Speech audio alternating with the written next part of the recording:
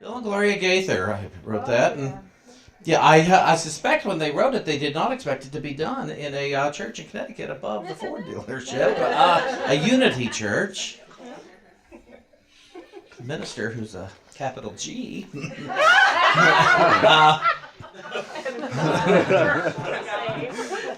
And so, figure it out. Thank you. Oh my God. Great, that's right. Yeah, capital great, yes.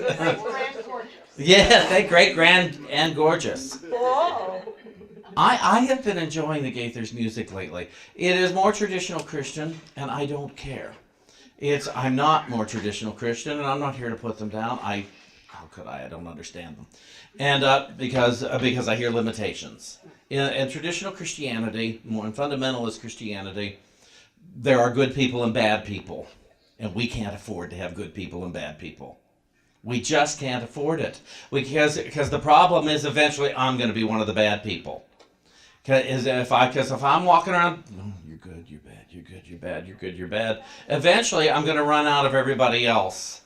And as long as I'm thinking somebody's bad, I can't be thinking I'm good.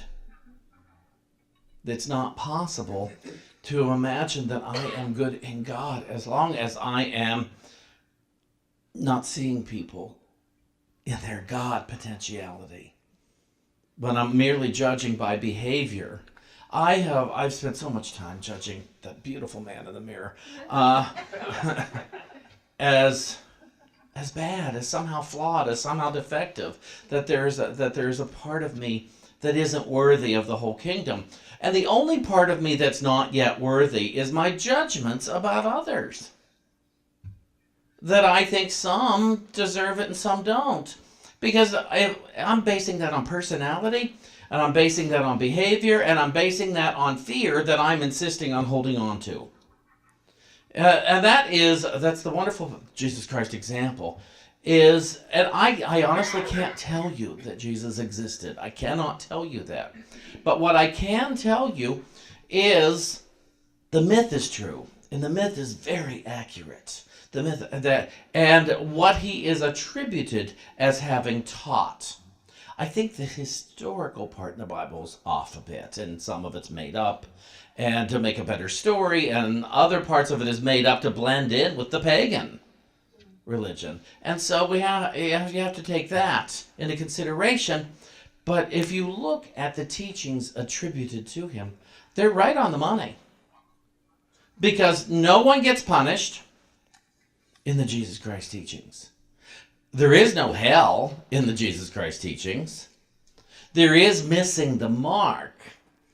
But how fantastic that missing the mark only means I forgot. And there is a God of love that can't not love me because of it. I will just delay my journey of joy a bit longer by forgetting. Here's an example. Friday, I was working at the church in the city, and I took the train in on Friday. And so I take the subway up to 96th Street, and I get out 94th because my bank's across the street, and I had to run an errand at the bank. And the church offices are at 99th and Broadway, Unity of New York. So I'll have breakfast at the diner at 100th and Broadway, I often do up there. And so I walk, from 94th to 100, and it's cold out, and I'm hungry.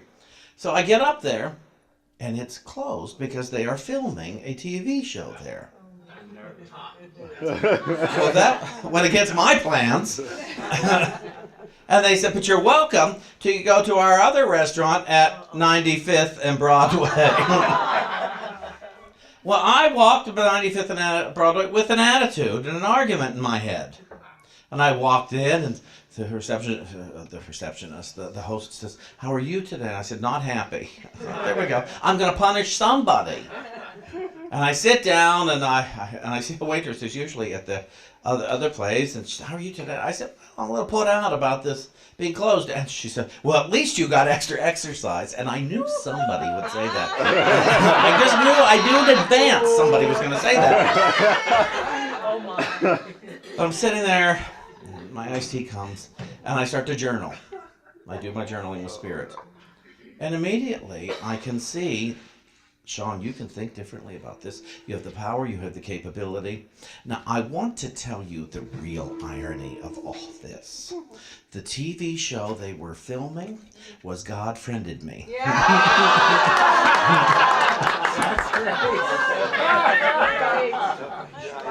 And the diner was closed for the day. So I'm really glad I didn't drive in that day because most of the streets were taken up with God Friended Me truck parking. And so I made it up. I made it up that this is somehow bad because I didn't want it to be this way. There was nothing bad. And I did get extra walking in and extra exercise in. Once I ate, I wasn't upset anymore. And I ended up having a great time with the waitress.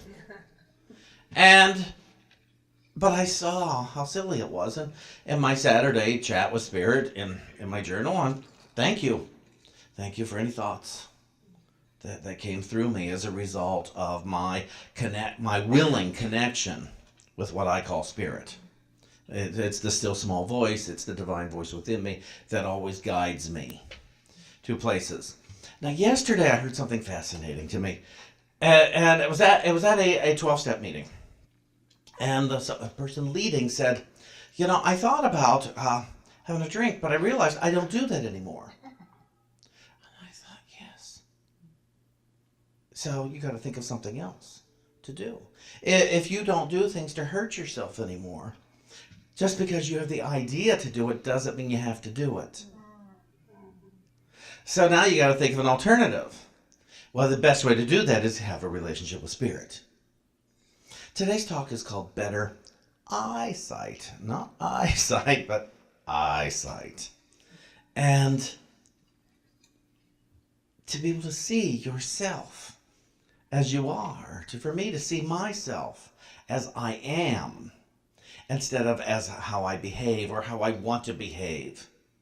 Or to see myself as how I think others behave. To see myself as anything less than a beloved child of God. When I walked into Unity, I was taught immediately by these crazy people who sang joy songs, and it was annoying. I love myself so much. I hated that song. And I hated it because I was uncomfortable with it. I was embarrassed back then to get up and sing in a room full of people, and I wasn't leading. But I was so self-conscious. My eyesight was so poor that I just assumed everybody's looking at me, listening to me sing off key. That I was embarrassed, and I would leave the room sometimes while they sang the songs. And I don't know if we have so much problem with that here anymore. There was a time we had a few people who just couldn't bear the songs being sung at the beginning of the service. I had somebody yell at me once. Yell at me during a service here. She looked at me and said, "That went on for 10 minutes. And I said, well, note taken. And I thought about it. And I thought, do we sing for too long? Do we? And I thought, no, we're praying for 10 minutes in the form of music. And she's an introvert and uncomfortable with it. And she didn't know. She doesn't come here anymore. Over that. She couldn't bear to be the one who just sits quietly during the songs. And any of you who ever want to can. You may. If you don't want to be up clapping around and stuff, you are welcome to sit in your seat and breathe and listen to those lyrics if you don't want to sing along. But those opening songs that Kenneth chooses for our sing-alongs, and Kenneth pretty much chooses all the sing-alongs, and they're wonderful and they're powerful, and Joyful Noise can be up here singing away, but you are welcome to sit and treat it as a solemn prayer if you want to. There are no rules about this sort of thing. Even if Kenneth says, let's all stand up, you don't have to. He's not the boss. He's a guide. He's suggesting that everybody stand up and celebrate because it does release a part of the old thinking, a part of the self-consciousness. If you do it enough. I lead a God vibration now. That was crazy. When I first did that, I would hear God. I was trying to find a voice, and I thought, and then one day it hit me. I'm the minister. Who cares if I'm off key? And because it was prayer. I wasn't here to sing a tune. It was prayer. And so the God vibration, I really encourage everyone to do this, to have your God vibration. I forget what it is I suggested to somebody. And they said, I might need to do it silently because it affects my throat. I said, you cannot vibrate silently. Just if you do it quietly. God, let some sort of physical vibration go through your being. You can do that at home. You don't have to be a professional to do your God vibration. But it can be God. And very quietly, because I can feel that here. When I do that, I can feel it here. And so we want to enhance our eyesight so that we can look at the world and see it in love, see it in divine possibility, see it for something we never knew that it was. We have told ourselves enough sorry tales about our very own world. You see, if I see it in my world, and it's my world, you have your world, I have mine. Because what I see is all from my own perception, my own perspective. And I want to agree with God, and I want to agree with God more quickly than I have, about the state of my body, the state of my life, the state of the floor I walk upon, and the sky above me. I want to agree with God about what everybody's thinking when they look at me. Because what if you and I decided they're looking at me, they must love me? Oh, that's how that grocery store person looks when they're in love. They don't hate me. They're not mad at me. This is how they love me. They are guiding me to something higher, to something more wonderful. What if you take everything that you have been experiencing and decide the universe loves me and it's nudging me? It's nudging me into love. What if we have that option? That opportunity. Each of us could have an entire healing right here and right now of everything that has seemed awry. Who believes that? Okay, if you believe it, go ahead and do it. Poof. Poof, poof. You're healed. You're healed. You're healed. You're healed. And 98% of you would say, well, yes, except for. And so who's making up the except for? It's not God. God doesn't need me. Now, I get it. Sometimes the body has to catch up to the new thought. Even Myrtle Fillmore, Unity's co-founder, it took her 2 years from her first thought, which was, I am a child of God, and I do not inherit sickness. 1886, she heard that. And it took 2 years for all signs of tuberculosis that she had been told she was going to die of in 3 months, that there were no signs of it in her body. 2 years of diligent prayer. 2 years of enlisting the others to pray alongside of her as she prayed alongside of them. 2 years of listening to the still small voice that says, I know it sounds crazy, but clean your house. I know it sounds crazy, but do this. I know it sounds crazy, but look at your assets instead of your faults to see what's going on here. And she did things like that. She prayed. Some of those, that's crazy. And she did it. And she got well. But she was diligent about it. She did not have conversations about sickness. She did not work at her guilt. See, if you don't act on the guilt, you don't have to work on the guilt. If you act on love, you don't have to act on getting rid of what you don't like about yourself or what you think is bad about about yourself. If you act on love, if you act on joy, what is the joy action I could take right now? And many of us are really good at that. I'm often good at that. What is the thing that would please me the most to do right now and make me help me to feel the best about myself? But a lot of us would say, if we thought, what is the joy action I could take? And you'll get the hit immediately. But some of you will say, oh, my kids wouldn't like it if I did that. Oh, my spouse wouldn't like it if I did that.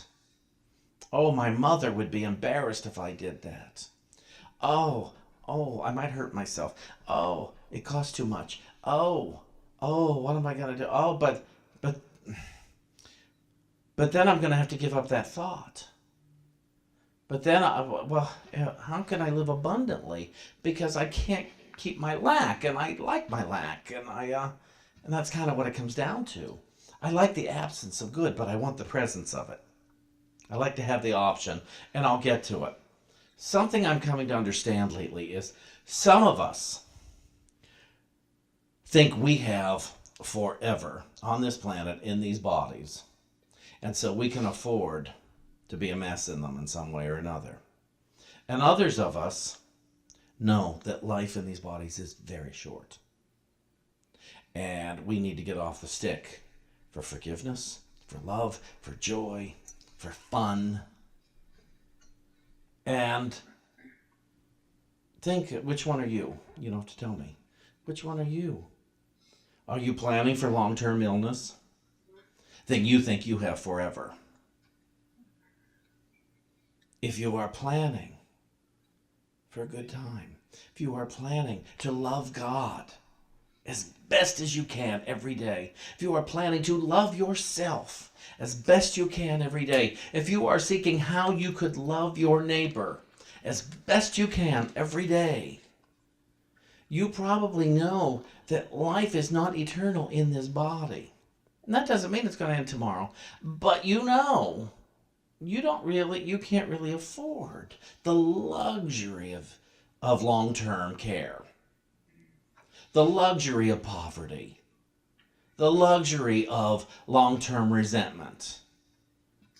And so you have to decide, which is it? Now, life is short. For some of us may last another 40 years, but how you doing it? How you living in it? Some of us may last just a few years in this body. Neither is good, neither is bad. It's what are you doing right now with your eyesight? How do you see yourself right now? I want to read something to you and to myself.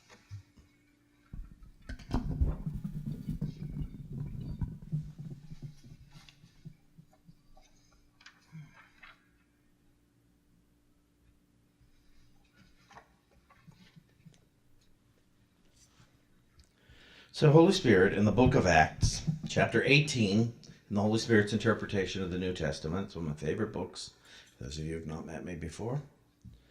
And it's the book of Acts, chapter 18, and the Spirit says, "This is why I ask you to put your faith in me. You have forgotten that you are you, and that you are me also. But I remember all that we are. I cannot forget. Give me your trust, and I will lead you to the remembrance of you. And you are the remembrance of God. Listen to me and hear me well, for all that I say to you now is of the utmost importance." This is something. "Everything that you think is true is not true to me. And I know all that is true. Therefore, I'm going to ask you to let go of that which you think is true and put your trust fully with me. This request that I make is a simple one, although it may seem difficult to you. I am asking you to trust me when I say, you do not know who you are, and so you do not know what you do. To know the joy of who you are, you must know what it is that you do. In following me instead of your own thinking, you will learn who you are and what you do. And then you will know the joy in doing it. Abandon your own thinking, your reasoning, your rules. Trust in me, I will lead you to see. The way of God is clear, because it is the one way without division. This is the way that leads the one as if he is many, so that he may remember he is only one. Do not worry about the steps you are asked to take or the way they may seem to others. To worry about such things is to believe in division. Trust in your Holy Spirit and the one plan. Know that all things truly work together for God. Let them unfold as God would have them unfold. Know your place by knowing your Holy Spirit. You will be led according to your willingness to the place you are to be. In following your willingness to go there, you shall find the reward of yourself. So there is an old biblical saying from Ecclesiastes, 11th chapter, that says, cast your bread upon the water.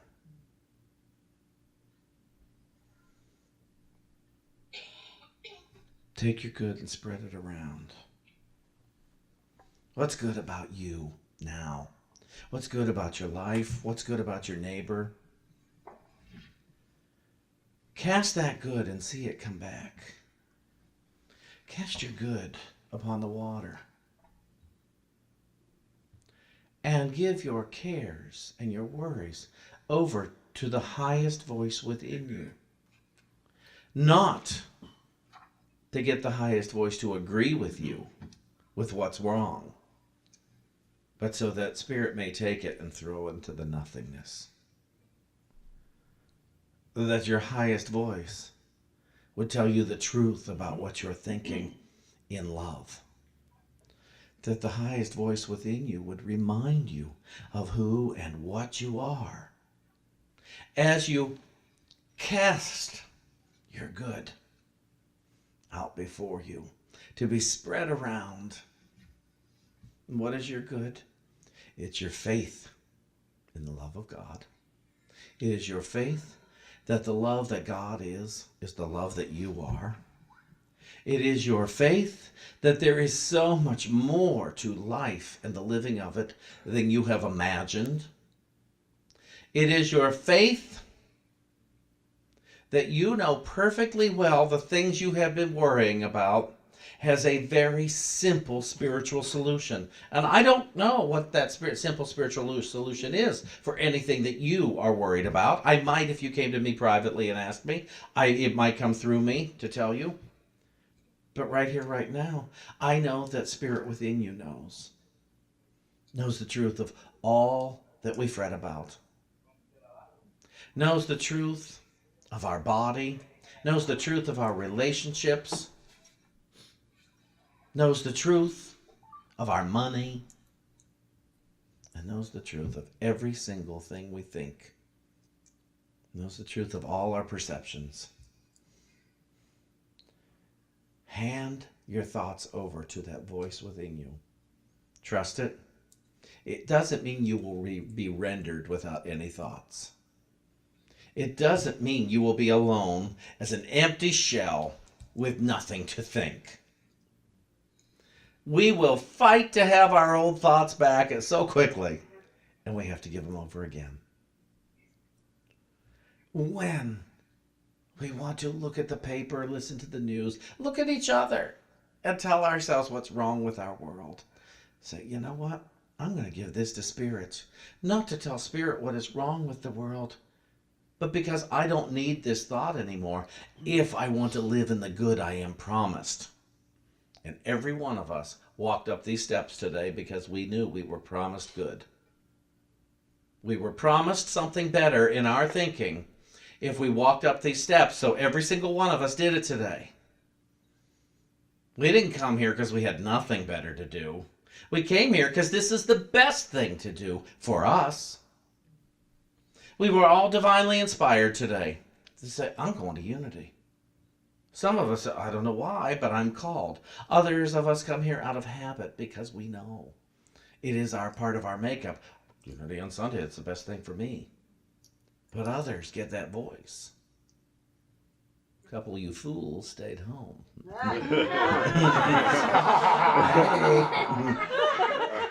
But I'm glad you're watching.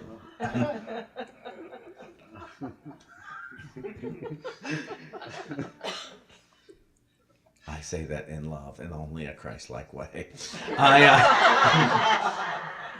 It's because I miss you. It's because I wish you were here in this room with us celebrating. And that's my thing. They aren't fools. They just made another choice. But you and I made a choice to be here now. We made the best choice for us. Cast your bread upon the water and watch it come back to you. Tenfold, 100-fold, 1,000,000-fold. In ways that you have not yet imagined, and in some ways that you have. I'm so grateful to have an opportunity to discuss this stuff with you on a regular basis, because I don't know if I would study it enough alone. So I say thank you.